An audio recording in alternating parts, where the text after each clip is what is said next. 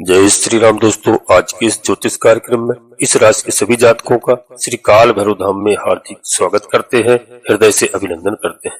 माता भद्रकाली, बाबा भैरवनाथ आप सभी के ऊपर सदैव कृपा बनाए रखें। जी हाँ दोस्तों, आप सभी को श्री काल भैरव धाम से बहुत बहुत शुभ आशीर्वाद। खुश रहें, प्रसन्न रहें, स्वस्थ रहें। दोस्तों, सबसे पहले हम बुद्ध महाराज की बात करते हैं, जो बुद्धि के देवता कहलाते हैं।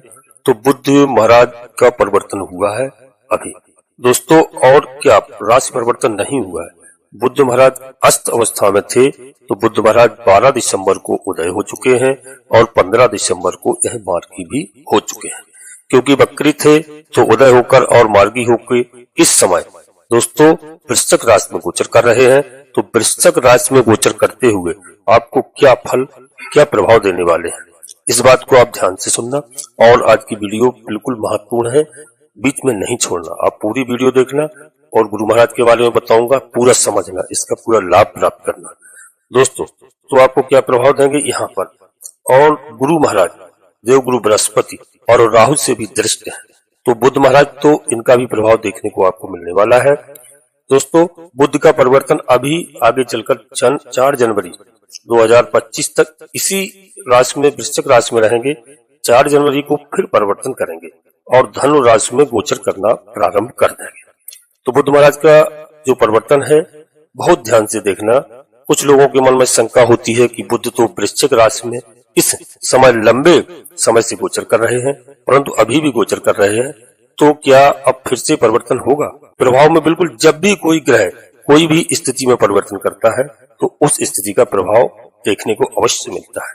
दोस्तों, अन्य ग्रहों का भी प्रभाव देखने को मिलता है, क्योंकि अन्य ग्रह अब बुद्ध के अलावा ऐसा तो नहीं कि मात्र बुद्ध ही एक ऐसे ग्रह हैं, तो अन्य ग्रहों के भी प्रभाव हमें देखने को मिलते हैं।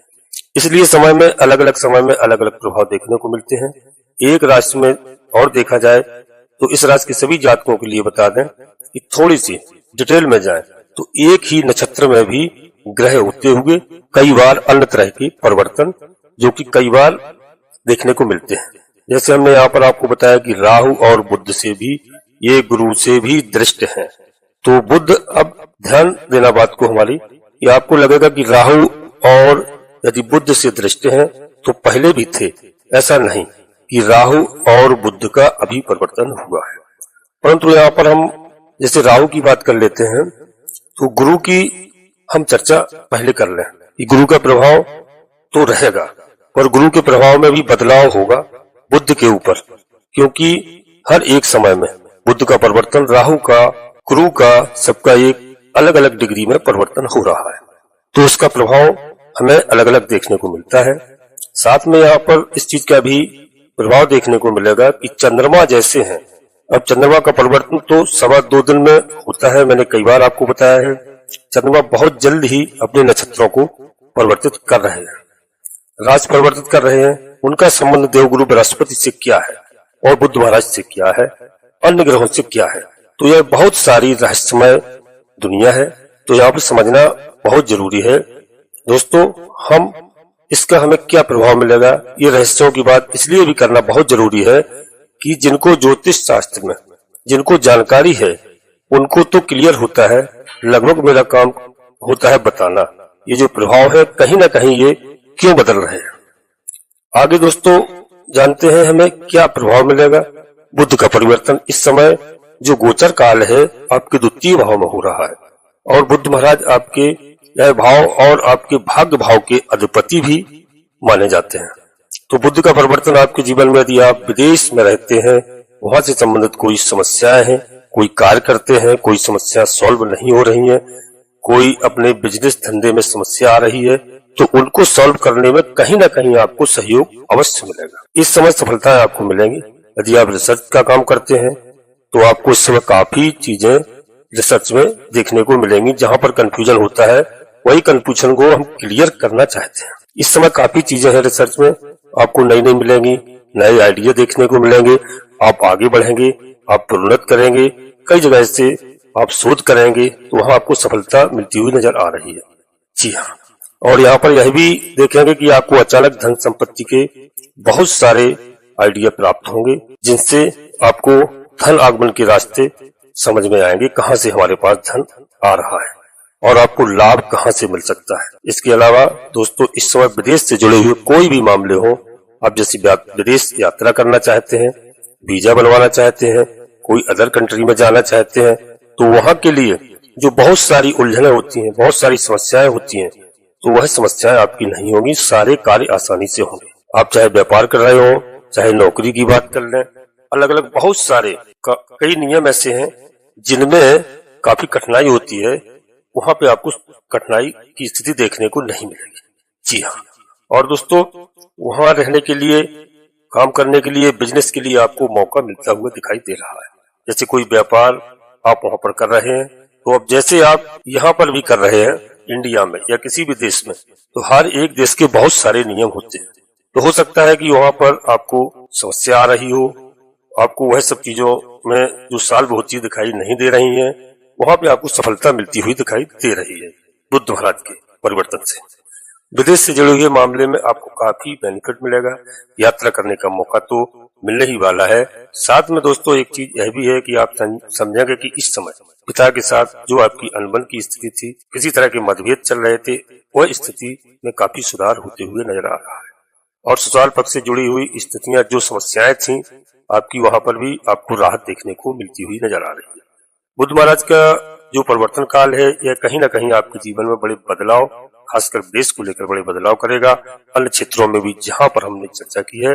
परंतु दोस्तों यहाँ पर बुद्ध का जो कहीं ना कहीं प्रभाव है, कुछ नेगेटिव भी है, क्योंकि आप जानते हैं कि बुद्ध का इस समय गोचर काल वृश्चिक राशि में चल रहा है, और वृश्चिक में गोचर करते की वजह से बुद्ध महाराज कहीं ना कहीं आपकी वाणी को बहुत प्रभावित करेंगे, क्योंकि आपकी वाणी के भाव में ही समय दोस्तों रहे, तो वाणी को बहुत संयम से रखना है। इस समय बड़ा सुधार रखना है, किसी से गलत शब्दों का प्रयोग नहीं करना है। जी हाँ, क्योंकि इस समय वाणी में कहीं ना कहीं आप प्रभावित होंगे, और जहाँ गलतियां होंगी, जहाँ समस्याएं अवश्य आएंगी। जी हाँ, आपकी वाणी की वजह से कई कार्य जो बनने वाले हैं वहाँ पे आपको समस्याएं आ सकती हैं, तो वाणी पर नियंत्रण इस समय बहुत जरूरी है। बहुत संयम बरतना है, क्रोध भी नहीं करना है, और कोई निर्णय ले रहे हैं वहाँ पर बहुत समय बरतना है, और घर परिवार में अच्छा माहौल बना के रहना है, प्रेम भावना से रहना है। उसके लिए आप प्रयास हमेशा करते रहिए।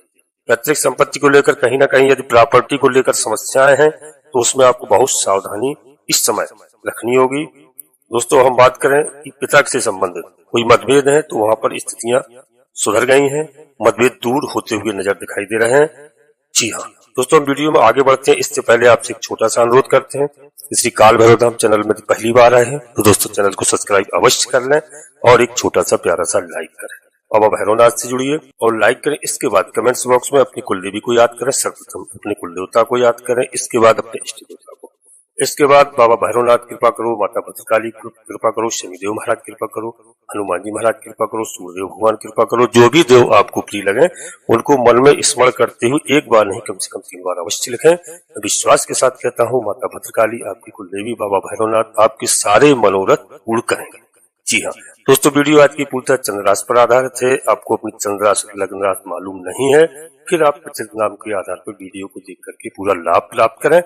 जी हाँ, और दोस्तों किसी योग ज्योतिषी को अपनी जन्म कुंडली का विश्लेषण अवश्य कराएं, जिससे कोई बड़ा निर्णय लेने में आपको कठिनाई ना हो।